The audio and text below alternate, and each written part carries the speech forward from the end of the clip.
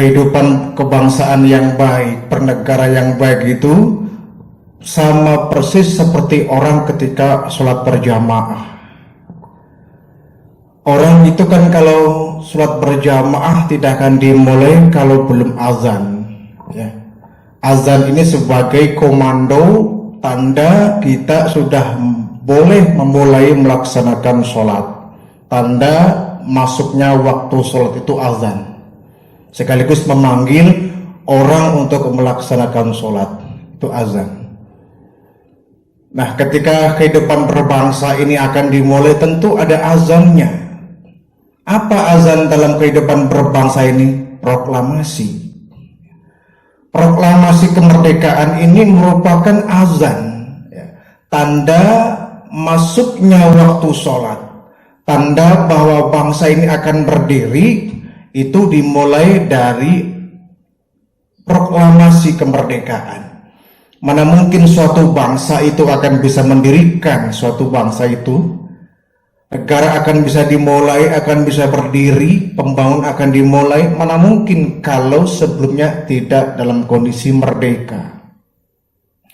Kita lihat bagaimana saudara kita yang ada di Palestina sana, mereka begitu sulit untuk membangun negaranya, mereka begitu susah untuk bangkit, karena mereka masih dalam bayang-bayang negara lain. Sehingga kita berdoa mudah-mudahan Allah memberikan kemerdekaan kepada bangsa Palestina, sehingga dia bisa memulai kehidupan baru, menata negaranya, mendirikan negaranya, mengembangkan pembangunannya, dan lain sebagainya. Kita pun pernah, Indonesia mengalami hal yang sama saat kita dijajah oleh Belanda dan Jepang. Bahkan Inggris pernah menjajah kita, bahkan Portugis juga pernah menjajah kita. Memang paling lama Belanda ya sampai 350 tahun. Bayangkan dalam waktu yang lama seperti itu tidak banyak yang bisa dilakukan oleh bangsa kita. Bangsa kita benar-benar terpuruk, bangsa kita benar-benar lumpuh, berada dalam bayang-bayang aturan negara lain. Maka setelah 17 Agustus 45, Bung Karno azannya dalam bentuk menyampaikan proklamasi bahwa setelah proklamasi itu dibacakan, negara kita menjadi negara yang merdeka, negara yang terbebas dari intimidasi bangsa lain, bangsa yang terbebas dari campur tangan intervensi bangsa lain, dan disitulah kita memulai membangun dan menata bangsa kita. Sehingga betul bahwa 17 Agustus merupakan hari lahirnya bangsa Indonesia. Kalau dalam kehidupan berjamaah, apa itu? Azan sebagai tanda memulainya pelaksanaan sholat, menyeru orang untuk melaksanakan sholat.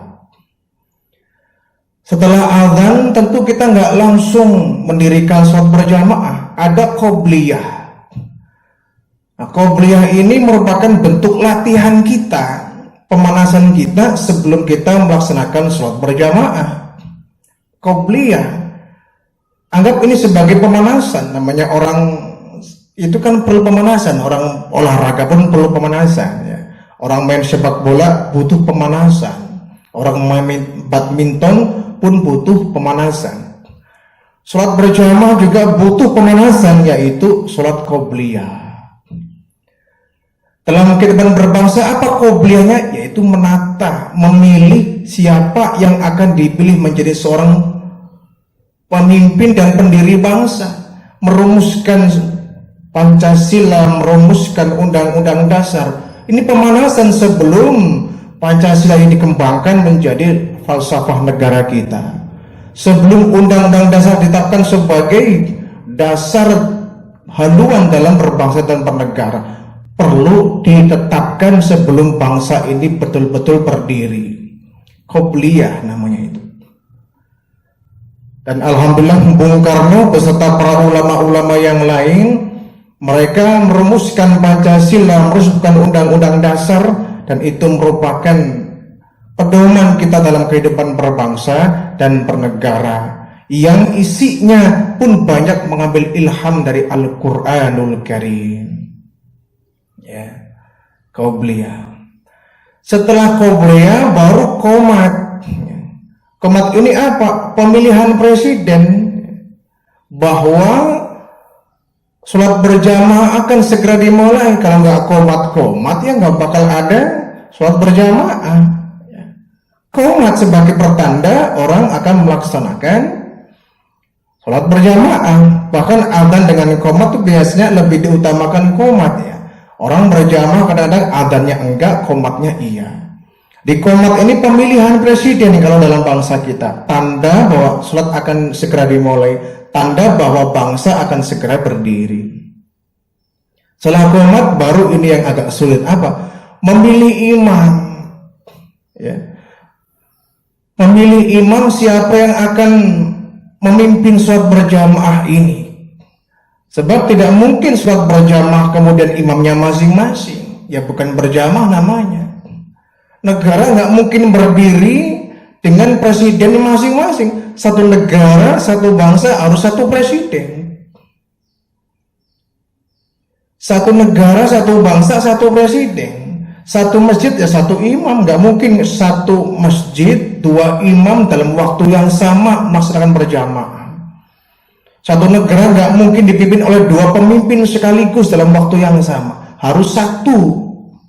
Namun jangan lupa, imam ini dia tidak langsung berdiri menjadi imam, tentu harus persetujuan daripada makmum.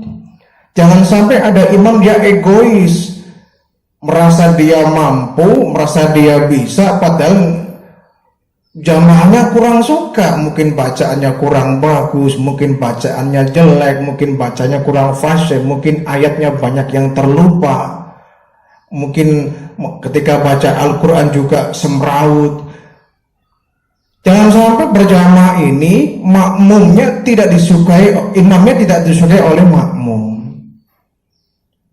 Nah, memilih pemimpin juga jangan sampai pemimpin ini muncul tapi banyak yang tidak suka.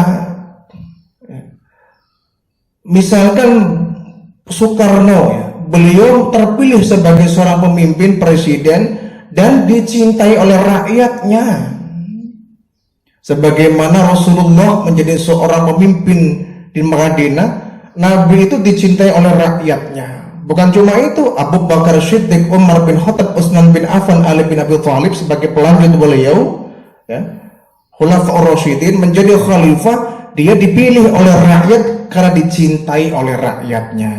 Idealnya satu bangsa akan muncul satu pemimpin yang ini berdasarkan rakyat pun cinta dengan dia, bukan berdasarkan pemaksaan, ya, bukan berdasarkan pemaksaan rakyat nggak suka. Kadang-kadang ada pemimpin yang masa bodoh, rakyat suka atau nggak suka masa bodoh, yang penting saya ningkring bisa menjadi seorang pemimpin. Ya, akhirnya ketika jadi pemimpin, rakyatnya tidak banyak yang diperhatikan. Rakyat minta ini, pemimpinnya bilang itu. Maka memimpin jadi seorang imam ini tanggung jawabnya besar ya. Orang itu kadang-kadang aneh ya, berlomba ingin jadi imam, padahal jadi imam itu tanggung jawabnya besar. Masih enak jadi makmum, aman ya, tidak akan diminta pertanggungan jawab, tidak akan menanggung jawab semua jamaah. Makmum kan enak, tinggal ikut imam sujud, ikut sujud, imam ruku, ikut ruku, imam salam, ikut salam. Jadi makmum tuh enak. Jadi sebetulnya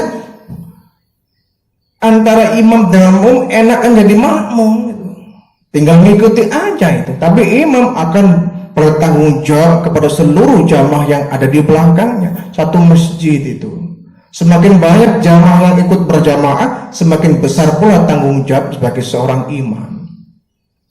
Pun demikian, jadi pemimpin itu berat. Bukan cuma tanggung jawab di hadapan manusia, yang paling berat kalau sudah nanti diminta pertanggung jawab di hadapan Allah Subhanahu wa Ta'ala. Ini yang berat. Satu orang saja dizolimi, tidak diperhatikan, dibiarkan lapar, pemimpin seperti ini akan berat siksanya di alam baka kelak. Maka pemimpin ini harus seperti imam, harus berdasarkan pilihan dari seorang makmum. Apa diantaranya? Harus fasih bacaannya, hafalannya pun banyak, tertib membaca Al-Quran. Dia yang pertama kali hijrah di tempat itu, ya, ilmu agamanya menguasai. Fikih itu tidak pernah mengatur syarat makmum, nggak pernah. Yang ketat itu kalau sudah fikih mengatur imam itu, ya. Menjadi imam itu kriterianya banyak, tapi jadi makmum itu nggak ada persyaratan. Siapapun orang datang ke masjid boleh menjadi makmum. Fikih nggak pernah mengatur syarat menjadi makmum ini nggak pernah itu, ya. Nggak pernah. Fikih selalu ketat mengatur bagaimana memilih seorang imam. Seorang pemimpin pun sama, dia diberikan kriteria yang tidak mudah, ya. Karena dia akan memimpin bangsa dalam waktu yang tidak sebentar. Rakyatnya pun berjuta-juta seperti Indonesia ini, ya. Dia harus mampu dan bisa memakmurkan seluruh rakyatnya satu bangsa ini. Kalau masih ada 1, 2, 3 orang yang masih kelaparan, belum merasakan kemakmuran, tanggung jawabnya di akhirat tuh pemimpin yang seperti ini. Maka kadang-kadang saya sendiri merasa heran, ya. Jadi pemimpin segitu berat tanggung jawabnya dunia akhirat, kok mereka berlomba, ya, mencari apa, ya? Mereka sadar tidak bahwa mereka nanti di akhirat akan berat tanggung jawabnya, bukan cuma di dunia.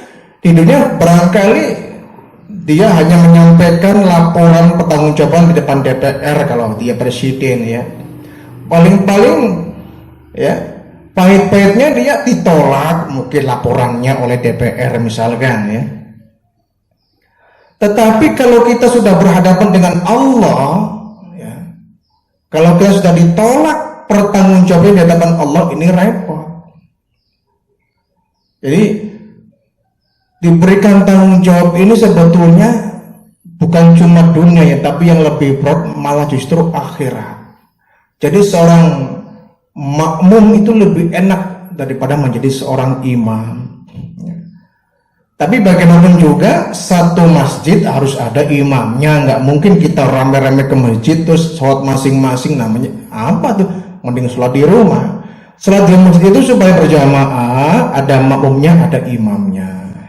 Ya, imam harus berdasarkan pemilihan daripada makmum, cari yang terbaik di antara makmum. Jadi imam itu orang yang paling terbaik di antara makmum, dia berhak menjadi imam. Presiden, gubernur, menteri, kemudian ada bupati, ada wali kota, termasuk ada lurah, itu pun cari yang terbaik di antara yang paling baik di antara rakyatnya, di antara masyarakatnya, supaya dia bisa mampu membawa masyarakatnya kepada kondisi yang lebih baik. Imam sudah ada, baru itu mulai melaksanakan sholat berjamaah. Imam bagaimanapun dia kondisinya wajib ditaati oleh makmum. Resikonya begitu, kan? Imam dijadikan seorang pemimpin untuk ditaati, biarpun dia seorang rakyat jelata, makmumnya ada para pejabat tinggi, tapi tetap dia harus mengikuti apa-apa protokol oleh imam. Imam ruku, makmum wajib ruku. Imam iktidal, makmum wajib iktidal. Imam sujud, makmum wajib sujud, nggak boleh membangkang. Jangan egois, ngapain dia imam si imam, tapi kan dia rakyat jelata, saya pejabat nih, pakai dasi nih, pakai jas mahal ini, masa harus taat dan patuh kepada imam? Dia kan orang kecil, orang rakyat jelata, orang miskin, nggak bisa begitu. Aturan dari mana? Biarpun dia pejabat tinggi, biarpun dia seorang pemimpin tinggi, berpangkat tinggi, sholat berjamaah di masjid, imamnya orang biasa, rakyat jelata misalkan, ya memang becak misalkan, ya tukang pulung misalkan, ya, tetap dia harus ikut, wajib mengikuti imam karena dia pemimpin. Jangan dilihat profesinya, tapi lihatlah posisi dia di masjid sebagai apa. Dia ustadz, biarpun dia tukang becak, ustadz, imam, taati dia, wajib taat. Ya. Dia tukang kerupuk misalkan, ya kalau di luar masjid, tapi dalam masjid dia imam, wajib ditaati. Jangan lihat tukang kerupuknya misalkan. Oh dia Pak Tandi, orangnya, tapi dia imam, wajib taat, tidak boleh dilecehkan itu. Makmum wajib ikut imam itu. Resiko menjadi makmum wajib mengikuti imam. Nah, kalau imam salah, makmum wajib menegur. Pemimpin keliru, pemimpin salah, rakyat berhak menegur. Pemimpin yang baik, imam yang baik, ketika salah ditegur oleh makmum, dia legowo. Oh, saya salah, berarti saya perbaiki, begitu. Salat maghrib misalkan ya, 3 rakaat mestinya langsung tahiyat akhir mau salam, dia berdiri lagi, disangkanya salat isya, dia salah, oleh makmum ditegur subhanallah, kan begitu. Negurnya yang santun, subhanallah, tidak kasar, ya Allah, kaget kalau begitu. Yang santun, subhanallah. Imam sadar dan tahu bahwa saya salah, perbaiki, harus nurut teguran dari makmum. Biarpun dia kiai, ulama, tinggi, ilmunya pun tinggi misalkan, makmumnya orang biasa, kalau dia salah, keliru, ditegur oleh makmum, wajib turut, harus mau teguran oleh makmum. Sama, pemimpin itu harus mau ditegur oleh rakyatnya. Jangan sampai pemimpin ego, dia merasa paling hebat, rakyat tahu apa, ditegur nggak mau. Pemimpin yang seperti ini yang bikin ruwet suatu bangsa, suatu negara ya. Kalau ditegur, ini loh salah, yang benar seperti ini, rakyat wajib negur. Kenapa? Dia jadi pemimpin bukan simsalabim. Dia jadi pemimpin bukan ujuk-ujuk. Apa tuh ujuk-ujuk? Tiba-tiba ya. Dia nangkring jadi pemimpin, rakyat yang milih. Ya. Anggota dewan, DPR dia nangkring jadi pejabat terhormat, bukan tiba-tiba jadi anggota dewan dengan simsalabim, rakyat yang milih. Ya. Jadi presiden, jadi gubernur, jadi wali kota, rakyat yang milih. Rakyat yang milih. Kalau salah, rakyat berhak untuk menegur. Jangan sampai rakyat menegur malah dilaporin. Rakyat mengkritik ditangkap. Ini model apa? Ya. Kalau memang dia salah, diluruskan oleh rakyatnya, dia harus legowo dan dia harus mau. Seperti Umar bin Khattab ini, selama beliau jadi seorang pemimpin, beliau selalu mencari-cari orang di pelosok-pelosok untuk bisa mengkritik dirinya. Umar bin Khattab itu, kalau ada orang yang mengkritik Umar bin Khattab, ini loh kekurangannya, ini loh kesalahannya, justru orang itu diberikan hadiah oleh Umar bin Khattab. Pemimpin sekarang enggak, dikritik tangkap, kritik tangkap, kritik tangkap. Ini apa? Dia sebagai apa? Dia ningkring jadi pemimpin rakyat yang milih. Nggak ego seperti itu. Kalau dia salah, ya seperti imam, subhanallah, dia sadar segera untuk memperbaiki diri. Kalau imam salah ditegur nggak mau, imam salah ditegur tetap saja dia berjalan semua dia, yang seperti ini bisa merusak salat berjamaah. Ya, makanya imam itu nggak boleh orang yang budek ya, orang budek nggak boleh jadi imam. Ya, orang yang pendengarannya bermasalah nggak boleh jadi imam. Repot itu kalau dia salah ditegur nggak kedengeran, kacau. Salat subuh 2 rakaat, mestinya rakaat kedua dia mau tahiyat akhir dan salam, dia bangun lagi ya. Ditegur oleh makmum, subhanallah, dia budek, kupingnya nggak dengar, kupingnya bermasalah, subhanallah, nggak dengar, kan rusak salat berjamaah begitu. Maka pemimpin yang baik telinganya harus peka terhadap apa maunya rakyat ya. Jangan rakyat dipaksa maunya dia. Rakyat dipaksa maunya dia, sebaliknya dia harus mau ya, diatur oleh rakyat. Kenapa? Pemimpin itu khadimul ummah, pelayan bagi masyarakat. Pemimpin itu adalah pelayan bagi masyarakat, bukan minta dilayani oleh masyarakat. Kadang-kadang kalau ada kunjungan ya, bupati atau gubernur atau menteri kunjungan ke satu daerah misalkan, wah disambut dengan meriah itu ya, disambut dengan meriah, di dekor sedemikian rupa itu lapangan supaya hebat, supaya indah, supaya kesannya itu penghormatannya bagus.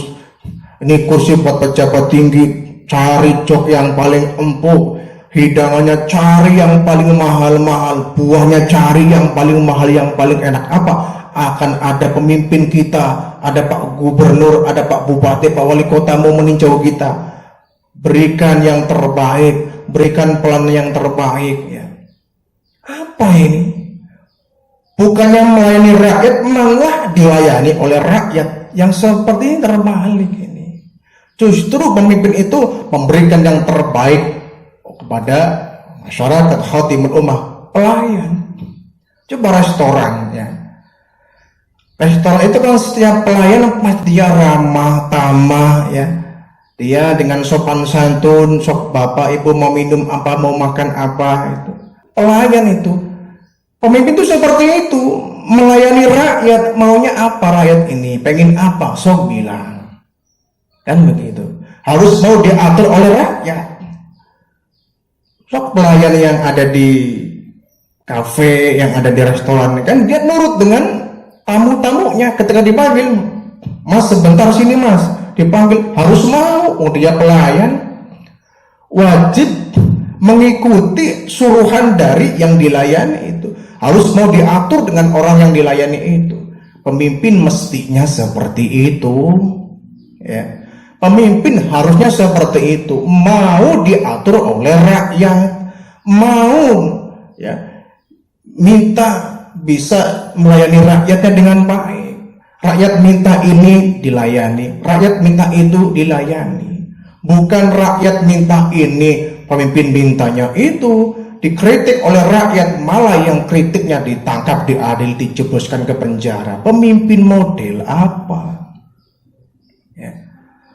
Maka saya teringat satu hadis dari Rasulullah Sallallahu Alaihi Wasallam ya. Hadis ini cukup jadi bahan renungan bagi kita. Apa kata Nabi? Sayati ala ummati zamanun ru'asa'uhum kal asad wa wuzara'uhum kadhi'ab wa quta'uhum kal kilab kasirun nas yawma idin kal aghnam.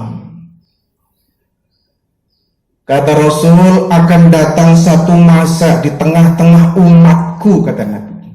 Akan datang masa di tengah-tengah umatku, ketika itu kata Nabi, ru'asa'uhum kal asyad. Akan muncul pemimpin-pemimpin yang mentalnya, mohon maaf ya, kal asyad, seperti singa. Pemimpin yang mentalnya seperti singa. La haula wala quwata illa. Nabi prediksikan akan muncul tuh di tengah-tengah umatnya itu, yaitu di tengah-tengah kita sebagai umatnya, entah kapan, wallahu a'lam. Pemimpin yang seperti singa. Memang seperti apa sih pemimpin yang seperti singa itu? Ya kita bisa lihatlah, singa itu kan binatang yang paling hebat, binatang yang paling kuat kan. Bahkan dia dikatakan raja rimba, raja hutan singa ya. Di samping macan ya, singa juga sebagai seorang pemimpin ya, pemimpin hutan, raja rimba. Padahal hutan belum pernah mengadakan pilkada ya. Hutan belum pernah mengadakan pemilu, tapi yang namanya singa nggak pernah ambil peduli. Ada pilkada atau tidak, ada pemilu atau tidak, pemimpin hutan, raja hutan tetap singa. Nggak peduli, tidak ada yang setuju. Kenapa? Singa jadi raja, jadi pemimpin bukan karena dipilih oleh rakyatnya, bukan karena kebenaran, tapi karena kekuatan. Karena kekuatan. Karena dia kuat, naik ya sebagai seorang raja hutan. bukan karena kebenaran tapi karena kekuatan. Maka pemimpin kalau muncul di suatu negara, suatu bangsa, satu kota, satu wilayah, bukan karena dipilih, bukan karena kebenaran, bukan karena keteladanan, tapi karena kekuatan, repot ini. Seperti singa, ketika singa memimpin suatu hutan, rakyat hutan yang mestinya dijaga oleh sang singa malah dimakan. Iya kan? Rakyat hutan siapa? Ayam rakyat hutan dimakan oleh singa. Rusa rakyat hutan dimakan oleh singa. Kambing rakyat hutan dimakan oleh singa. Sapi rakyat hutan dimakan oleh singa. Babi rakyat hutan dimakan oleh singa. Inilah pemimpin yang berdiri, yang muncul berdasarkan kekuatan, bukan karena pemilihan. Rakyat yang mestinya dilindungi, rakyat yang mestinya dimakmurkan, malah ditindas seperti sang singa. Firaun contohnya itu ya. Firaun itu pemimpin yang dia muncul bukan karena pilihan rakyat, tapi karena dia punya kekuatan, punya power, muncul jadi pemimpin. Akhirnya apa? Rakyat Bani Israel, satu Mesir itu bukannya dilindungi oleh Firaun, malah dianiaya, ditindas oleh Firaun. Tapi Firaun itu bukan contoh umat di zaman Rasul ya, tapi mengatakan saya ala umati zamanun, nanti akan muncul di tengah umatku pemimpin yang mungkin mentalnya sama dengan Firaun, kal asyad, seperti singa. Kemudian ketika pemimpinnya seperti singa, efek yang berikutnya menyusul apa? Wa wuzara'uhum kadhi'ab, kata Nabi. Maka akan muncul pelayan sepemimpin tadi, pelayan pemimpin tadi, ya pelayan itu bisa menteri-menteri ya. Menteri-menterinya, menterinya akan berperilaku kadhi'ab, sama dengan seperti serigala. Masya Allah. Pemimpinnya seperti singa, menterinya seperti serigala. La haula wala quwata illa billah. Serigala sama-sama binatang buas ya. Binatang buas serigala. Cuma kalau serigala memang kekuatannya enggak sehebat kekuatan sang singa. Cuma dia sama, selalu menindas itu serigala. Dan serigala ini lambang dari orang yang punya jiwa munafik ya. Coba lihat serigala itu dalam dongeng anak-anak. Serigala ini binatang yang paling licik. Untuk merekam terang-terangan mangsanya, dia nggak berani kalau mangsanya itu berbuatan besar. Misalkan sapi, ya, banteng, serigala nggak berani itu. Tapi singa berani. Serigala nggak berani terang-terangan, maka caranya dia bersembunyi di balik topengnya. Kalau dia mau makan rusa, dia pakai bulu rusa, nyamar jadi rusa. Dia mau makan kambing, pakai bulu kambing, nyamar jadi kambing. Mau makan ekor domba, dia pakai bulu domba, nyamar jadi domba. Maka ada istilah serigala berbulu domba. Ini watak daripada orang munafik ini ya. Yang manis di depan tapi di belakang mendang, itu orang munafik. Di depan kita dia manis ya, dia santun, dia sopan, dia beretika, tapi isinya munafik itu. Aslinya dia ingin menindas kita. Orang munafik seperti ini. Kalau menterinya sudah seperti serigala, kata Nabi, wa qudha'uhum kal kilab, akan muncul para penegak hukum, para qadhi, para hakim, penegak hukum kal kilab, yang mentalnya seperti seekor anjing. Astaghfirullahaladzim, la haula wala quwata illa billah. Penegak hukum yang mentalnya seperti anjing. Mohon maaf ya, anjing ini kan binatang yang tidak punya pilihan ya. Dia binatang yang paling nurut kepada siapapun yang memberikan hadiah. Jadi anjing ini kalau dia disuruh jaga rumah, dia tidak bisa membedakan mana maling, mana pencuri, mana tamu. Biar yang datang pencuri, kalau dia bawa daging anjing nggak akan banyak komentar, dia akan nurut. Biar yang datang tamu kalau nggak bawa apa-apa, digonggong dia. Anjing dia nggak tahu.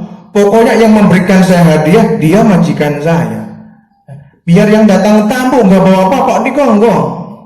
Yang datangnya maling, pencuri, tapi bawa hadiah, bawa daging, bawa roti, anjing kalem, diam dia itu.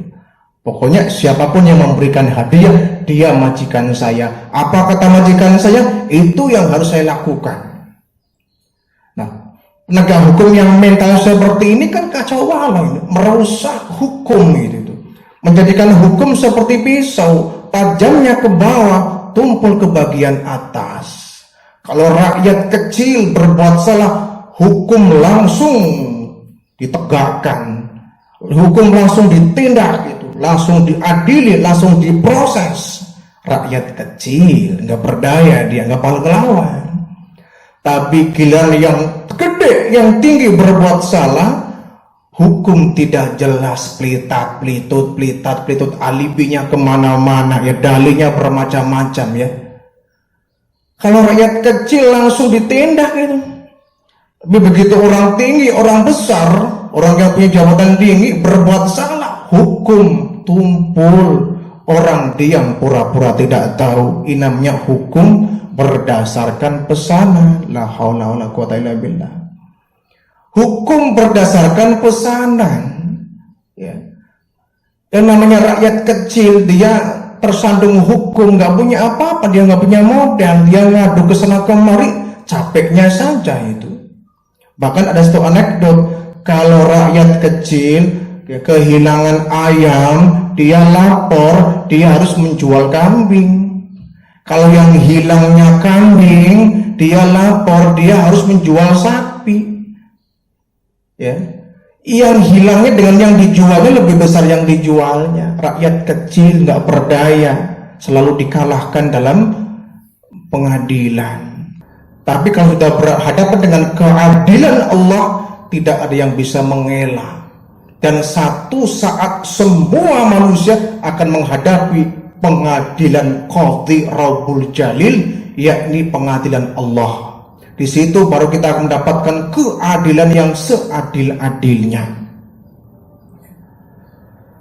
Nah, akhirnya ketika pemimpinnya seperti singa, menterinya seperti serigala, penegak hukumnya seperti anjing, lalu bagaimana kondisi manusianya, masyarakatnya? Kata Nabi, kasirun nas yauma idzin kal agnam. Maka masyarakatnya ketika itu mentalnya sudah sama seperti kambing. La haula wala quwata billah. Ini efek dari pemimpinnya seperti singa, menterinya seperti serigala, penegak hukumnya seperti anjing, maka rakyatnya dibikin seperti kambing. Bagaimana sih mental kambing itu? Namanya kambing itu binatang yang nggak punya alternatif itu. Kambing itu dia akan nurut, digiring ke kiri akan rame-rame ke kiri, digiring ke kanan akan rame-rame ke kanan, dibawa ke sungai rame-rame dibawa ke sungai ya. Nurut, satu ekor ke lapangan semua, satu ekor ke hutan semua, satu ekor ke kandang semua. Tergantung siapa yang ngatur, nggak punya alternatif. Kambing nggak pernah ngelak itu, kambing nggak pernah protes itu, kemanapun dia dibawa nurut saja, dibawa sampai dibawa ke tempat pemotongan nurut itu kambing. Inilah rakyat yang mengalami pemimpin seperti singa itu. Nah, kita sebagai rakyat tentu nggak bisa kemudian tunduk sedemikian rupa, karena pemimpin yang ada di negara kita, di bangsa kita, di kota kita, kita yang milih. Maka mestinya bukan kita tunduk kepada mereka, mereka harus tunduk kepada kita yang milih. Ya, kita yang milih. Ya seperti genteng ya, genteng dalam rumah kita kan dia sebagai atap ya, melindungi yang ada dalam rumah itu.